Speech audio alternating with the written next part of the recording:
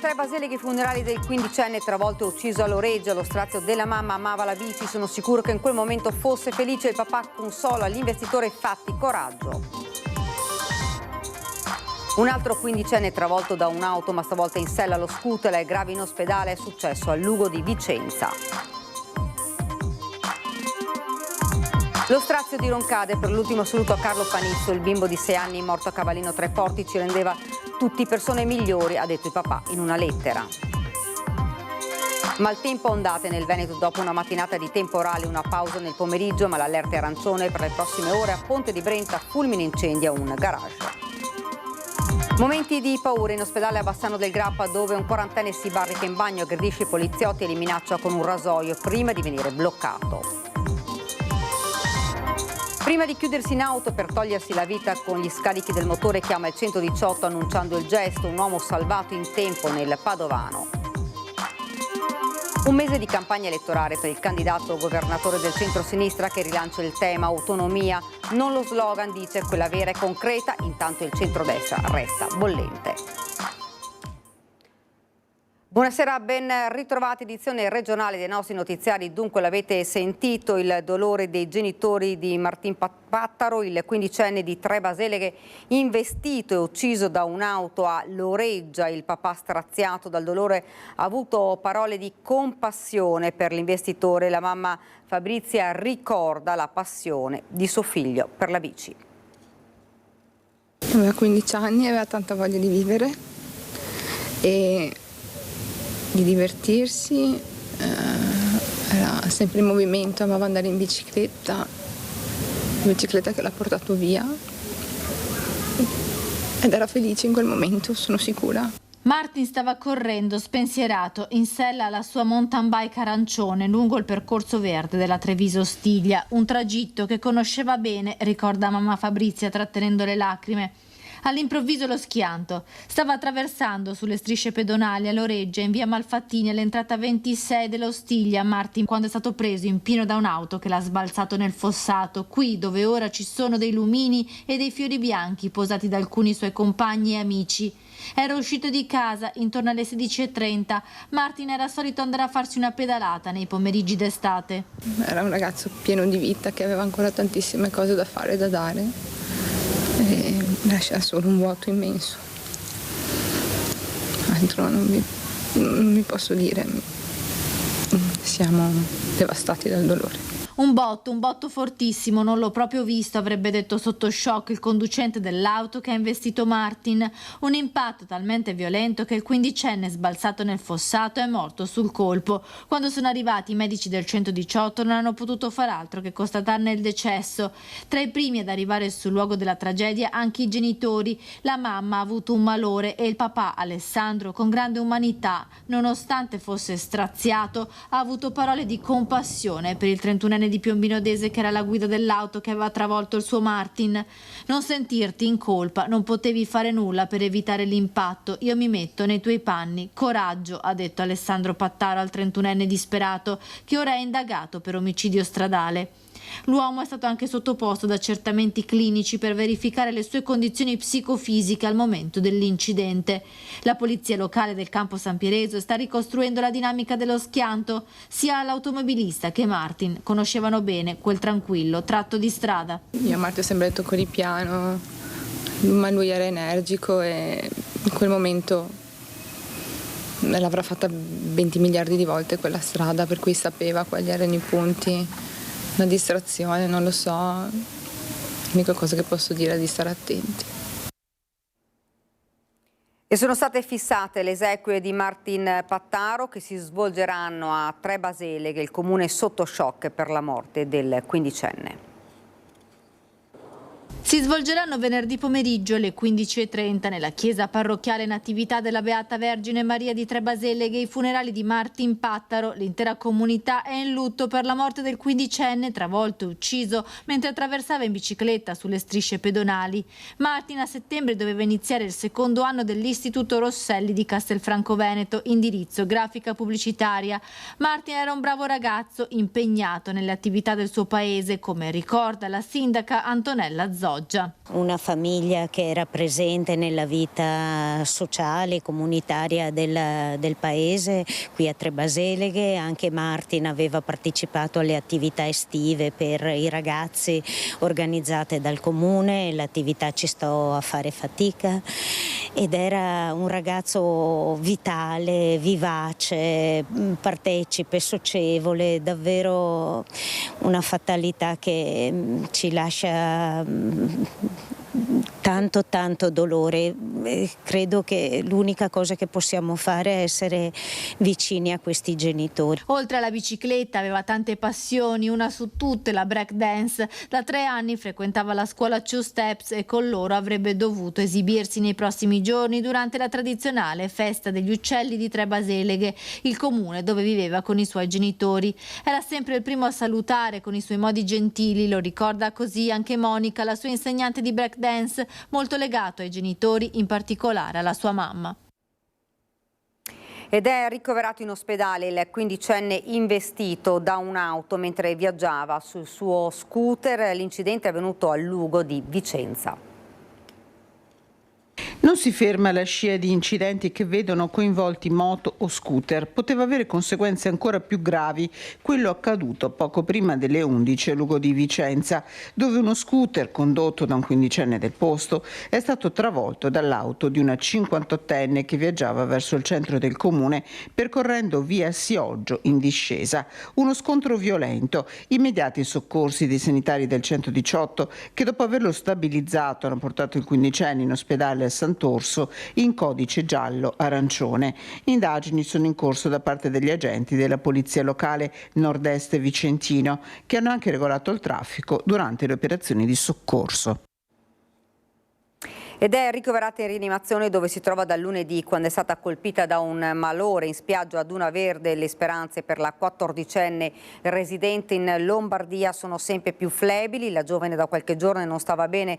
Lunedì pomeriggio la situazione è peggiorata tanto da allertare i soccorsi. Arrivati in ospedale a San Donà di Piave, le sue condizioni sono risultate fin da subito gravissime. Da qui la decisione dei medici di trasportarla al Cafoncello di Treviso. La ragazzina era in vacanza con i genitori.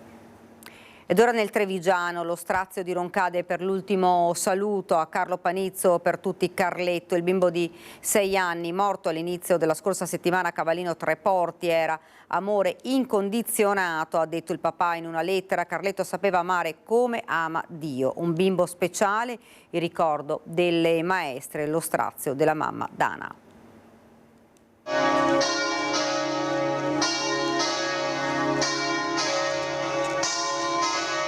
Sono papà Fabio e mamma Dana a portare il loro Carletto fino al carro funebre, sorretti da centinaia di persone dentro e fuori la chiesa di Roncade, familiari, amici, conoscenti, intere comunità che si sono strette nell'ultimo saluto al piccolo, trovato morto annegato nel mare di Cavallino Treporti dopo un'angosciante mobilitazione. Aveva compiuto da pochi giorni 6 anni. Per salvarlo si era formata una vera e propria catena umana fatta di gente comune, un abbraccio che è continuato anche nel giorno dell'addio.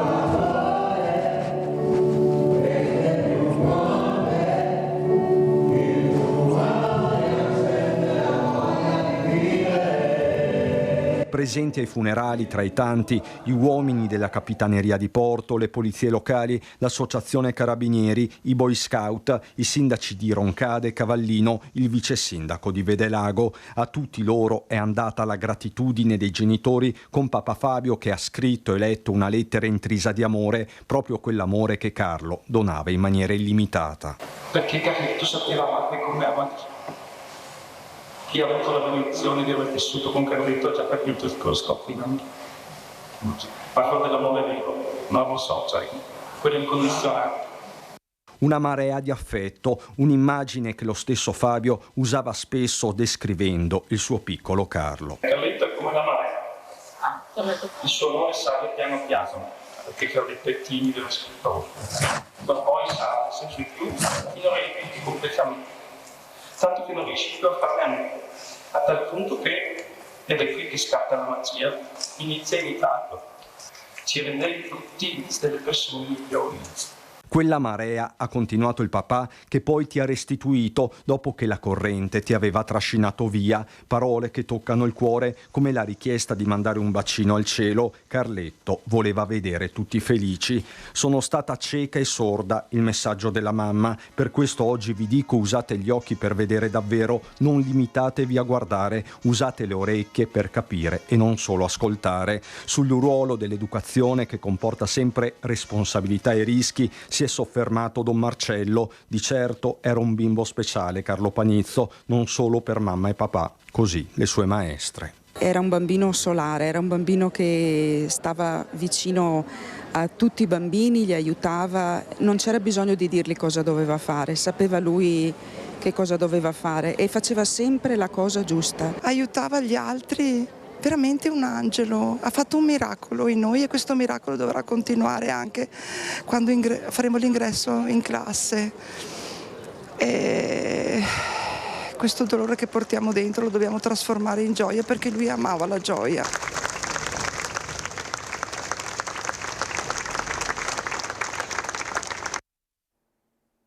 Carletto non sarà dimenticato l'impegno del sindaco di Roncade, dove oggi è stato lutto cittadino. Il dolore e la commozione hanno coinvolto anche Cavallino Treporti, Vedelago e l'intera comunità evangelica di Treviso. Carlo non sarà dimenticato da tutta la comunità, da tutti i cittadini che, come ripeto, si sono stretti in un grande abbraccio in questi giorni e soprattutto in questa mattinata. È un impegno umano prima che politico amministrativo, quello del sindaco di Roncade Marco Donadel, comunità che da giorni sta facendo i conti con la perdita di Carlo Panizzo. Per tutti Carletto, con il comune che sta supportando anche un percorso di rielaborazione del lutto. È un'attività che ha messo in piedi da subito la dirigente scolastica dell'Istituto Comprensivo a supporto degli insegnanti, dei genitori, dei compagni di Carlo, quindi è un'iniziativa lodevole che troverà anche il nostro supporto in futuro con altre iniziative. Un dolore che unisce Roncade, dove è stato proclamato il lutto cittadino, a Cavallino Treporti, teatro del dramma, ma anche di una solidarietà straordinaria. È una tragedia che ci ha scosso e quindi il nostro dolore l'abbiamo manifestato venendo qui oggi e anche confidando che la fede possa dare serenità a questa famiglia. Che il grazie del papà sia condivisibile e noi ringraziamo la famiglia per il grande messaggio che ci ha comunicato oggi di speranza. A salutare Carletto poi la comunità evangelica di Sant'Avona con il suo coro che ha intonato i canti che tanto piacevano al piccolo. Tutti avevamo proprio questo amore per lui perché era sempre in braccio di suo papà, aveva proprio 2 o 3 anni quando suo papà ha cominciato a frequentare la chiesa e perciò era proprio una perdita per tutti noi. L'impegno per tutti è quello di non lasciare sola la famiglia. Ai funerali anche l'amministrazione di Vedelago, paese in cui Fabio Panizzo ha un'attività. Pure qui Carletto già si era fatto voler bene. Oggi credo che non sia solo Vedelago e Roncade, ma credo tutta l'Italia si stringa attorno al piccolo Carlo, che oggi è il fratellino, il nipotino, l'amichetto di tutti. Quindi in forza la mamma e papà, giorni duri, cercheremo di stare vicino.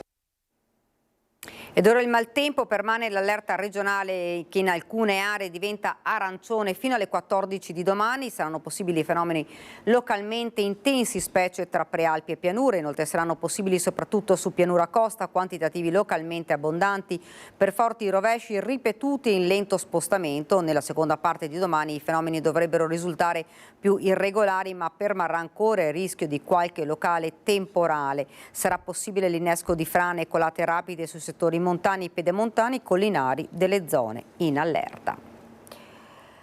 Incendio alle prime ore del giorno a Ponte di Brenta, dove un fulmine ha colpito un garage mandandolo letteralmente in fiamme. Fiamme in un garage in via Fornace a Ponte di Brenta. Il proprietario è stato svegliato di soprassalto per i tuoni e i fulmini del violento temporale che ha colpito il padovano. E proprio uno di questi fulmini potrebbe, secondo una prima ricostruzione, essere l'innesco del rogo che ha distrutto il garage. Rapido l'intervento dei vigili del fuoco con un'autopompa e un'autobotte che ha permesso di circoscrivere l'incendio ed evitare che si estendesse agli altri 2 box adiacenti. Ingenti i danni, ma fortunatamente nessuno è rimasto coinvolto. Ed ora nel veneziano, dramma sfiorato a Duna Verde con un catamarano sportivo che si rovescia e bagnini eroi che mettono in salvo lo skipper. Attimi di autentico terrore nello scorso fine settimana a Duna Verde di Caorle, nei pressi del Molo 86. Il panico nelle acque del mare, tra urla, braccia che chiedono aiuto, lo scafo che poco alla volta sta per inabissarsi. Un catamarano sbilanciato presumibilmente dall'arrivo di un'onda anomala giunta all'improvviso, visto che il mare fino a poco prima era calmo con bandiera verde, si è rovesciato rischiando di trascinare a fondo lo skipper che si trovava a bordo. Provvidenziale e tempestivo l'intervento dei bagnini che con più pattini lanciati contemporaneamente in mare hanno remato con forza contro le correnti per raggiungere il naufrago. Una vera corsa contro il tempo mentre il catamarano continuava a piegarsi con l'acqua che entrava sempre più velocemente. Con grande sangue freddo e professionalità i bagnini sono riusciti a trarre in salvo il timoniere, riportando alla riva tra gli applausi dei bagnanti rimasti col fiato sospeso a guardare la scena. Momenti di paura in ospedale a Bassano del Grappa, dove un 40enne si barrica in bagno, aggredisce i poliziotti e li minaccia con un rasoio prima di venire bloccato. Entra al San Bassiano senza motivo e si chiude nel bagno dei disabili per lavarsi. Poi minaccia la polizia con un rasoio.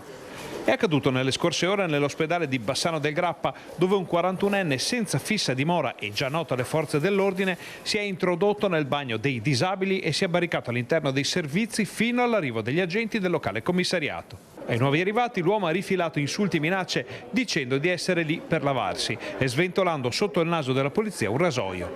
Gettata a terra la lama, il 41enne ha tentato di colpire un agente che è riuscito a schivarlo rimediando comunque calci e gomitate. Alla fine è stato catturato caricato su una volante che ha tempestato di calci. Ha rimediato una denuncia per resistenza e violenza a pubblico ufficiale e lesioni personali. Il questore gli ha appioppato il divieto di accesso ai pubblici esercizi per 3 anni. Beve un drink al Pride Village di Padova con 2 ragazzi appena conosciuti e poi viene violentato. La denuncia di un 20enne che sarebbe stato narcotizzato la notte di Ferragosto. Si è risvegliato in un'area verde vicino alla stazione ferroviaria di Padova, dolorante e ancora stordito la mattina dopo Ferragosto. Un ragazzo di 20 anni ha denunciato di essere stato drogato e poi violentato dopo aver trascorso una serata al Pride Village. Quando si è svegliato vicino alla stazione, i suoi ricordi erano ancora confusi. Ha cercato di ricostruire quanto accaduto durante la serata e si è presentato negli uffici della polizia ferroviaria.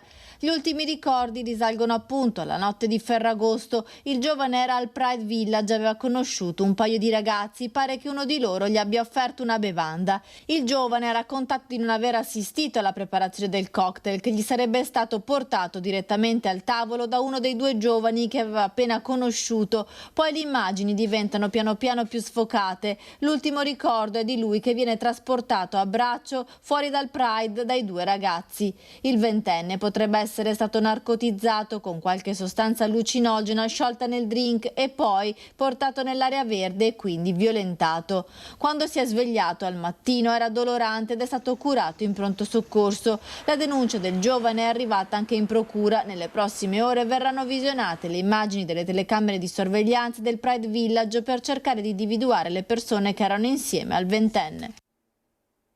Ha annunciato la sua volontà di togliersi la vita con una telefonata al 118, rintracciato è stato salvato dai soccorritori.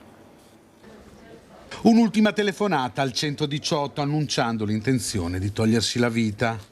All'operatore del SUEM solo le indicazioni del suo nome e del cognome per poi riattaccare. Il soccorritore ha quindi allertato immediatamente la centrale operativa dei Carabinieri di Padova che ha rintracciato l'utenza della persona che aveva chiamato. Si trovava in un comune della Bassa Padovana. I soccorritori, giunti sul posto, hanno trovato l'uomo privo di sensi all'interno della sua auto, con il motore acceso e con un tubo di gomma che riversava i gas letali nell'abitacolo. Subito soccorso dai carabinieri, è stato affidato alle cure dei sanitari, che sono riusciti a rianimarlo e a ricoverarlo all'ospedale di Monselice, dove è rimasto in osservazione. Anche i carabinieri intervenuti per liberare l'uomo sono stati medicati avendo inalato il gas. Ricordiamo che, per chi è in difficoltà, sono attivi numeri telefonici come quelli del Telefono Amico o della The Lounge Foundation, pronti a dare un supporto. Ed ora la politica regionale, mentre Giovanni Manildo taglia il traguardo di un mese di campagna elettorale come candidato del centro-sinistra, rilanciando anche l'autonomia, il centro-destra vive di tensioni e Forza Italia rincara la dose. Noi, come diceva, abbiamo messo sul piatto un candidato che secondo noi è un candidato che ha tutte le caratteristiche per essere un grande governatore del Veneto, che è Flavio Tosi. Come dice Flavio, i numeri direbbero Fratelli d'Italia, ma se mi chiede cosa ne penso io sono convinto che si chiuderà su un candidato della Lega. Per il numero 1 degli azzurri della Marca, realisticamente parlando, la bilancia, nonostante i voti di Fratelli d'Italia, penderà alla fine per la Lega sul fronte candidato governatore del centrodestra. Magari proprio quel Massimo Bitonci che i bookmakers danno sempre più favorito su Alberto Stefani per il rush finale. Lo stesso Bitonci che avrebbe strigliato i militanti della Lega per reperire fondi per la campagna elettorale, richiamando all'ordine chi ancora non ha versato i contributi e minacciando eventuali esclusioni dalle liste. Per Chies l'ipotesi Lega nascerebbe da questioni molto precise. Guardando le regioni che vanno al voto, non vedo per la Lega molte altre candidature a presidente in giro per l'Italia. Diciamo. Sì. E poi perché comunque non puoi pensare che dopo 15 anni di governo di un partito come la Lega in Veneto oggi tu possa pensare di togliere il loro candidato presidente senza che questo non crei dei malumori importanti. Insomma, realpolitik, dal risico delle regioni all'evitare scossoni che potrebbero far male. Anche se, per la stessa realpolitik, chi sa che il centrodestra resterà unito e che le decisioni verranno prese dai leader, con buona pace dei leghisti veneti e dei loro refrain. La frecciata azzurra è chiara. Ogni partito ha il suo linguaggio. Per cui prima parlava di linea del Piave, deve essere la linea del Piave che si sposta di più da quando conosco la storia, perché prima c'era o terzo mandato o la linea del Piave finiva lì, poi o 2026 è la nostra linea del Piave, poi il candidato si decide in Veneto o è la linea del Piave, poi c'era la lista Zaia o è la linea del Piave, ogni volta la spostano. E noi da sempre abbiamo detto che il candidato, il nome si deciderà a Roma. L'abbiamo detto da sempre che il terzo mandato non ci sarebbe stato. Anche Zaia fu deciso a Roma, sì. Ricordiamoci. A Milano, ad Arcore. Lo decise Silvio Berlusconi, dopo che disse tra l'altro chi avesse preso un voto in più alle europee avrebbe avuto il candidato, noi prendemmo un voto in più, il candidato fu dato alla Lega. È vero. Ma lo decise Silvio Berlusconi e accettammo tutti. Parole chiare come chiaro, in caso di vittoria sarà il futuro, ben diverso rispetto agli ultimi anni, e la seconda frecciata arriva automatica. Il dopo Zaia non sarà facile, perché Zaia ha governato praticamente con un monocolore in regione, bisogna dirselo, sono stati anni in cui non ha avuto discussioni interne, mentre il prossimo Consiglio regionale sarà un Consiglio regionale molto più vivace, ci sarà molto da fare in regione, ci sarà molta dialettica interna, cosa che non c'è stata nei mandati precedenti. La politica, la discussione interna sia sempre un valore aggiunto. E forse siamo poco abituati a farla. Intanto sul fronte centro-sinistra c'è un Giovanni Manildo che taglia il traguardo del primo mese di campagna elettorale come candidato governatore. Un mese, dice, di ascolto autentico, di confronto sincero, e tra i pilastri della coalizione, a sorpresa ma fino a un certo punto, c'è anche l'autonomia. Non il totem vuoto sbandierato come slogan, spiega Manildo, ma una vera proposta concreta. È 20 anni che stiamo parlando di federalismo e di autonomia. Dal 2017 che è stato fatto questo referendum dove sono stati presi in giro i veneti, noi ci svegliamo un giorno, apriamo il giornale e vediamo che la Meloni ha fatto una conferenza stampa dove è stata data una larghissima autonomia a Roma Capitale. A Roma, quella che era Roma ladrona fino all'altro ieri, la Lega vota a favore di dargli autonomia domani mattina. È questo su cui bisogna anche rispondere ai cittadini. Il Giro delle Mura Città di Feltre entra nel vivo della sua 36esima edizione. Venerdì e sabato prossimi le gare. La presentazione di questo evento, che rappresenta un punto di riferimento per la corsa su strada a livello nazionale, valorizzando il patrimonio storico e culturale cittadino, è stata ospitata nella Sala degli Stemmi del municipio di Feltre.